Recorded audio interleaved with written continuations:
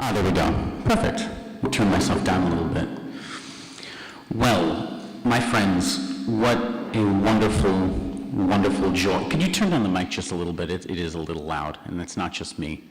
It is an extraordinary joy for me to be here. This is the third Vatican Youth Assembly that I have been part of. And to say that it's been life-changing for me, I think is something that's not said out of,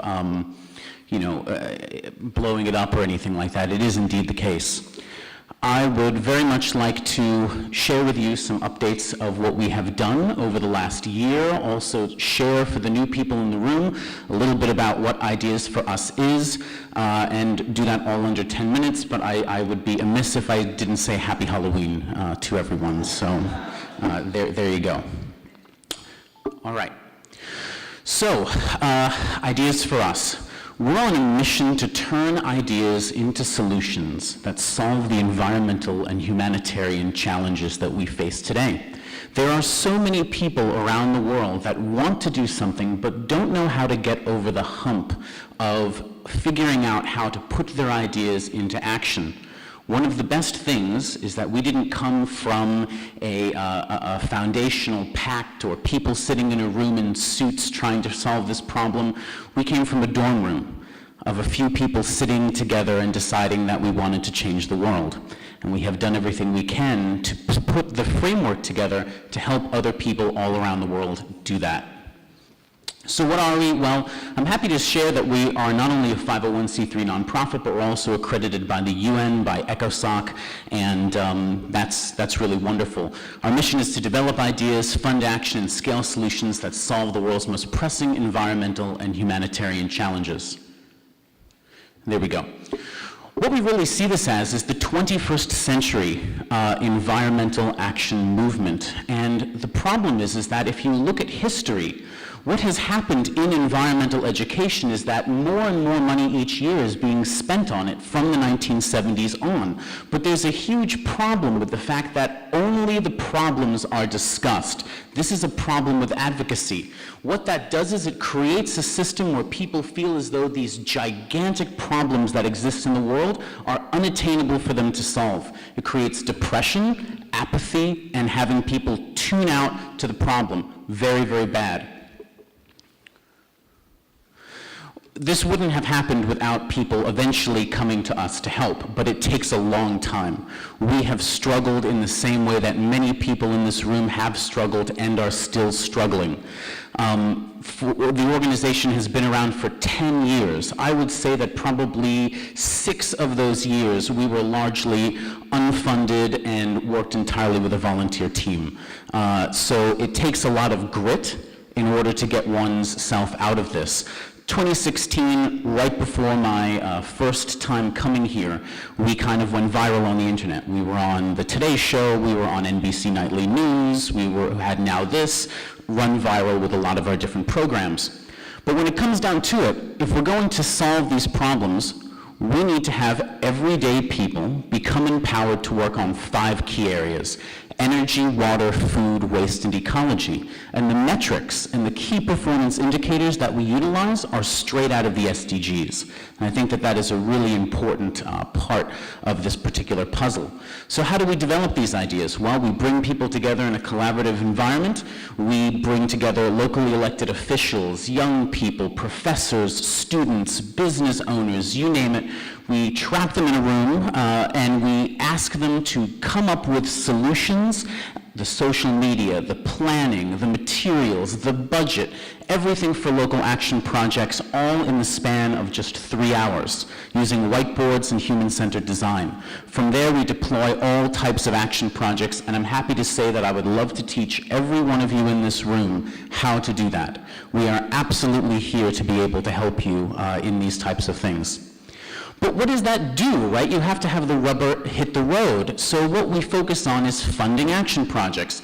This can be empowering women to increase their literacy and handle money better so that they can have nurseries in their communities for plants, use the profits for reforestation, and create a virtuous cycle that isn't always begging for money at the hyperlocal level once we deploy these types of things. And this is not just in the developing world. There are many, many, many places in the United States that suffer from being food deserts, for instance. And we've brought wonderful programs there that we've developed in the Hive to be able to solve those kinds of things.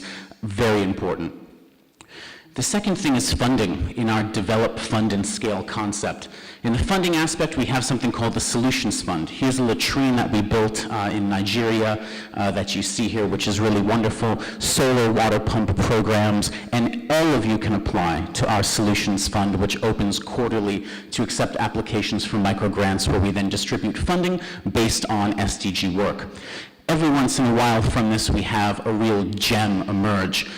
The picture that you're seeing here is a suburban home in Florida, and that used to be a lawn. That is the #1 grown crop in the United States, right? You can't even eat it. It's not even native to the United States, and these are major problems. This is what we are actually able to turn dozens and dozens and dozens of homes into to have some semblance of sustainability, and this program is called Fleet Farming and has really done some amazing things in food deserts and otherwise. But when it comes to scaling solutions, we have to see bigger and see the nexus between government, NGOs, and the private sector. This is the area of civics that we need to focus in. If you're siloed in just your nonprofit, in just your business, in just your role as a political leader, locally or otherwise, you have to get out of that silo. It's extraordinarily important. And I'm happy to say that's what we've really worked to do over the last few years. These two gentlemen in this image, the one on my right is Mayor Buddy Dyer, the one on my left is Chris Castro, and the image to the far left is our community action plan for Orlando. And of course, you can see the SDGs displayed prominently. This is policy put in place for the city and extraordinarily important for us. I'm really happy to say that this has gotten us some nice attention. Currently, Orlando is a finalist for a Bloomberg Philanthropies $2.5 million prize. This is really wonderful. One of my board members is the sustainability director for the city of Atlanta. They just won the project as well, John Turner Seidel. And if Orlando joins the ranks, then we're going to be able to multiply many, many projects around the city and bring those projects in the form of toolkits to all of you to be able to learn best practices, which I think is tremendously important. Couple quick partnerships and opportunities that came up. There's a gentleman named Jim Backus. He's the former chairman of the World Trade Organization, and we're really happy that we've partnered with him as kind of a research arm to the action arm that Ideas for Us is working on. We have a National Geographic documentary that is premiering in December. I believe it's December 4th, called From Paris to Pittsburgh, all about how when Trump announced pulling out of the Paris Climate Accord, that day he was in Pittsburgh, and the mayor who came and followed our president afterwards was talking all about the city's commitment to climate change and stopping these kinds of things. So this then launched a documentary, and Orlando is featured in it along with all of us, which is super cool. And just a shout out to Louis Vuitton, who donated a lot of solar panels to us recently. They were celebrating all of their factories going off of fossil fuels. So what do we do? Well, there's a major problem with funding. We all know this. So we're focusing right now on not just foundations, but fee-for-service projects. There's so much good sustainable development work that needs to happen in communities. People should pay for it. And there are a lot of ways that you can create your own socially sustainable revenue models inside of your nonprofits to be able to do all different kinds of things, and here are just a few examples. We're also going to fund a full year of sustainable development action projects through the Solutions Fund. So as I said, that opens quarterly, and please check that out. We're really excited for you to be a part of that. And of course, the time has never gotten more dire. There was just a report that was released that in the last 40 years, 60% of global wildlife has gone extinct. I mean, that is just outrageous. Not to mention we have 12 years left from this United Nations Framework Convention in October. There was a Guardian article that came out about it as well. Because this is the reality for most people. I was standing next to the photographer that took this picture in Liberia, and I just want to say that all of you are doing extraordinary work. This is incredibly difficult. Entrepreneurship is way easier. We're not selling t-shirts.